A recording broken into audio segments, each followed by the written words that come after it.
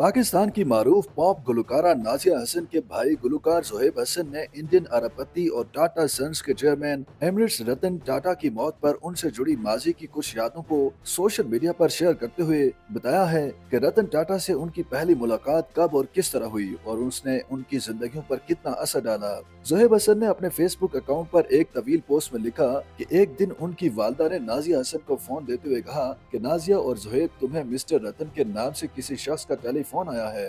नाजिया से फोन पर बात करते हुए दूसरी तरफ मौजूद शख्स ने कहा कि मेरा नाम रतन है और मैं CBS इंडिया के नाम से एक म्यूजिक कंपनी शुरू कर रहा हूँ। मैं चाहूंगा कि अगर मुमकिन हो तो आप और जोहेब हमारे लिए एक एल्बम रिकॉर्ड करें। क्या मैं आकर आप दोनों से मिल सकता हूँ? जिसके बाद नाजिया ने पुरजोश तरीके से अपनी वालदा से पूछा कि क्या मिस्टर रतन हमारे साथ म्यूजिक प्रोजेक्ट पर बात करने आ सकते हैं, जिस पर उनकी वालदा ने उन्हें जुम्मे को आने को कहा और नाजिया ने भी यही पैगाम आगे पहुंचा दिया।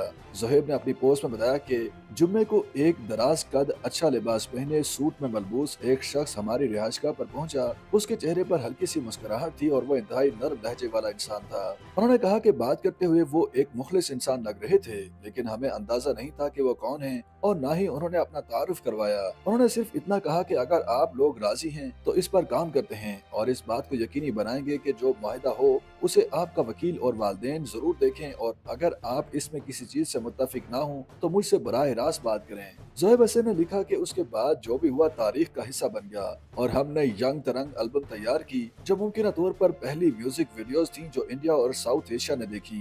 ये वो वक्त था जब अमेरिका में MTV लॉन्च हुआ था। उसके बाद उन्हें MTV की जानिब से मदऊ करके कहा गया कि हमने कभी ऐसा कुछ नहीं देखा है और क्या आपने अंग्रेजी में भी कुछ किया है। जोहेब ने आगे अपनी पोस्ट में बताया कि उसके बाद इंडियन टेलीविजन दूरदर्शन ने वो म्यूजिक वीडियोस नशर की तो उसने डिस्को दीवाने एल्बम को भी पीछे छोड़ दिया था। जोहेब ने लिखा कि रतन टाटा कौन है, इस बारे में मुंबई के ताज होटल में एल्बम की लॉन्चिंग पार्टी में मालूम हुआ। इससे पहले हमें कुछ भी मालूम नहीं था कि ये अजीम इंसान कौन है। उन्होंने मजीद बताया कि एल्बम लॉन्च होने के बाद रतन टाटा ने मुझे और नाजिया को अपने घर खाने पर भी मदऊ किया। हमारा ख्याल था कि वो शायद किसी महल में रहते होंगे, लेकिन जब हम वहाँ पहुँचे तो हम हैरान रह गए कि इंडिया का सबसे ताकतवर सनतकार ऐसे सादा घर में रहता था। एक छोटा 2 बेड का फ्लैट था जो बहुत कम सजा हुआ था। हमने उनकी बहन और मुलाजिम से मुलाकात की जिससे वो बहुत प्यार करते थे। ये एक अजीम आदमी के साथ एक सादा सा डिनर था जिसे कभी नहीं भुलाया जा सकता। जोहेब ने कहा कि उसके बाद उनकी लंदन में कई बार मिस्टर रतन टाटा से मुलाकातें हुई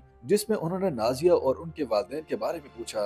अपनी पोस्ट के इख्तिताम में जोहेब ने लिखा कि मिस्टर टाटा इस बात का जिंदा सबूत है कि कोई इतना बड़ा बिजनेसमैन होने के साथ एक जेंटलमैन भी हो सकता है। ख्याल रहे कि इंडिया के अरबपति और टाटा सन्स के चेयरमैन एमिरेट्स रतन टाटा बुध 9 अक्टूबर को अदालत के बाद 86 बरस की उम्र में चल बसे। साबिक चेयरमैन टाटा सन्स और इंडिया के कारोबारी सतून रतन टाटा मुंबई के एक अस्पताल में जेर इलाज थे जहां वो इंतहाई निगहदाश्त में थे। रतन टाटा ने तकरीबन 20 साल तक टाटा ग्रुप की क़यादत की। उन्होंने न सिर्फ इंडिया में बल्कि बैनुल-अक़वामी सतह पर भी टाटा ग्रुप को बेपनाह तरक्की दी।